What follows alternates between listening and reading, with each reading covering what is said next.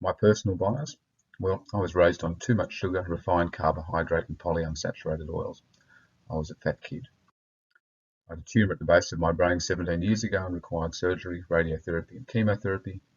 I had some other health issues and have lost 23 kilograms since then. That all started my journey into nutrition. I researched healthy eating, and a few years ago I described the nutritional model of inflammation and how that combination of fructose, refined carbohydrate and polyunsaturated oils appears to be toxic, and certainly in the amount that we're having in society at present. I've been advocating a low carbohydrate, healthy fat lifestyle for some time. I started a website and social media around reducing sugar consumption, doctorsToTrust. I need to cover some science in this talk today. The science of nutrition is actually really simple. Vested interests just make it complicated. We eat to fuel our bodies, and we need protein, fat and micronutrients for maintenance work and hormone function. Let's focus on the fuel. A fire can burn a variety of fuels, logs, branches or kindling. You just decide on how many times you want to get up and put fuel on the fire. The same goes with our cells. The engine of our cell is the mitochondria. It requires fuel that can be sourced from different things. It works through the Krebs cycle that revolves around acetyl-CoA, and that's all the mitochondria wants. That acetyl-CoA can come from sugars, protein or fat. The mitochondria does not care where the acetyl-CoA comes from. The mitochondria has no emotional attachment to the fuel source. I repeat, it has no emotional attachment. Once you get a fire going, the branches and logs will keep on going. It does not need kindling. Essential proteins are like branches and healthy fats are like logs. Carbohydrate is like kindling. We actually don't need it to keep the fire going. In nature, it's only available seasonally in fruit for a short time of the year. It's a luxury item in nature to help us put on fat for winter. We need more than just fuel though. We need vitamins and minerals for a variety of maintenance functions.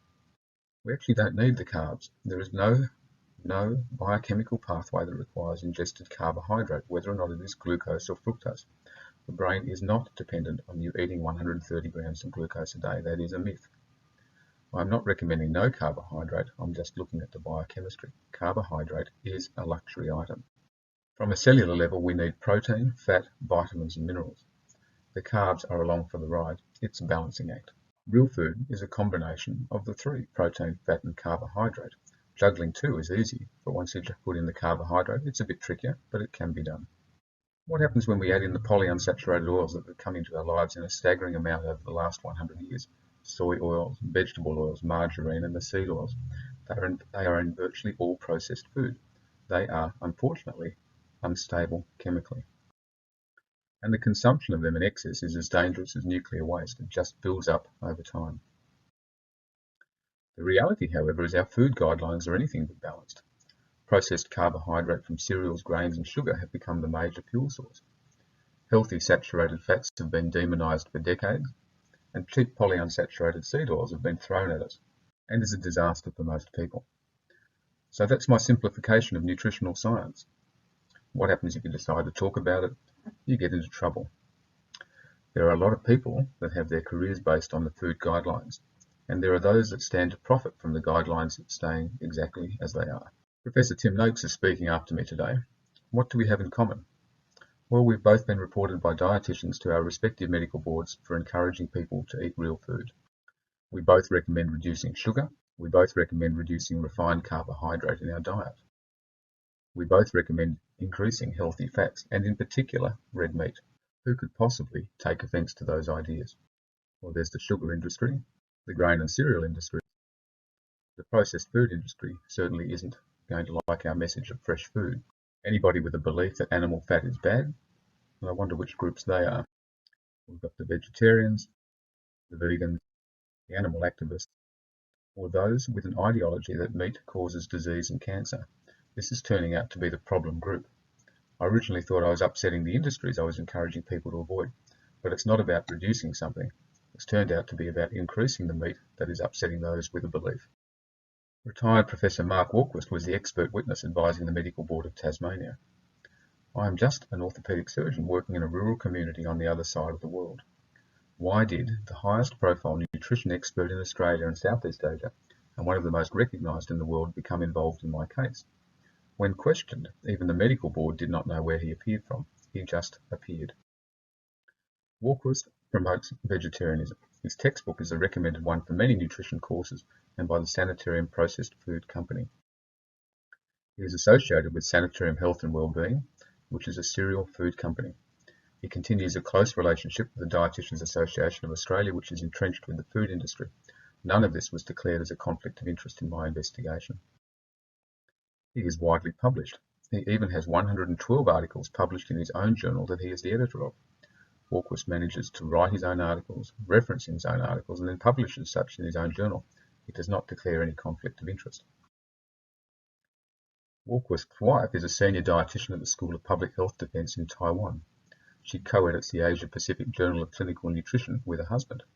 She has at least 9 articles published in the same journal that she edits. She has a relationship with the International Life Sciences Institute, which has significant associations with the food industry. That includes Kellogg's, Coca-Cola, Nestle, and Sanitarium Foods. Professor Noakes' expert witness against him was their highest profile South African academic dietitian. Professor Vorster has her own associations with ILSI. She was the South African president of ILSI from 1997 to 2001, with those links to the cereal and processed food industries once again. Walquist and Vorster have been acquaintances for years. They're both involved in the International Union of Nutritional Sciences, where Walquist was the president from 2001 to 2005. They spent time together at the Giessen Declaration on World Nutrition Policy in 2005, and despite claiming to being independent, the IUNS has ties with ILSI and most of the food industry. Dietitian Claire Stridham reported Professor Noakes to the South African Medical Board when she was president of the South African Dietitians Association. She has worked as a consultant for Kellogg's and promotes vegetarianism. All three have links to the cereal and processed food industry. Walquist and Stridham promote a vegetarian diet. They don't seem to declare their conflicts of interest. Remember this list of groups that don't like Professor Noakes, myself, and the CrossFit community. Clearly, experts that are associated with the food industry have been involved in Professor Noakes and my cases. However, the more we have looked at it, the more we have considered this second group. The ones that don't like us recommending meat. This group have involved themselves in our nutritional guidelines forever, and particularly the last 100 years. Have you noticed that our nutritional guidelines have become vegetarian? That transition has turned out to be a health, economic, and environmental disaster. I've come to realise no one wants to debate the science of eating real food. I don't even believe it is about profit for big food, even though it is clearly a part of it. So why are they trying to silence us? I've come to realise that when you challenge a belief, an ideology, you cross paths with those that will defend their belief and never back down despite the science. Once I understood this, everything has become clear. I now realise the central role of nutrition in everything.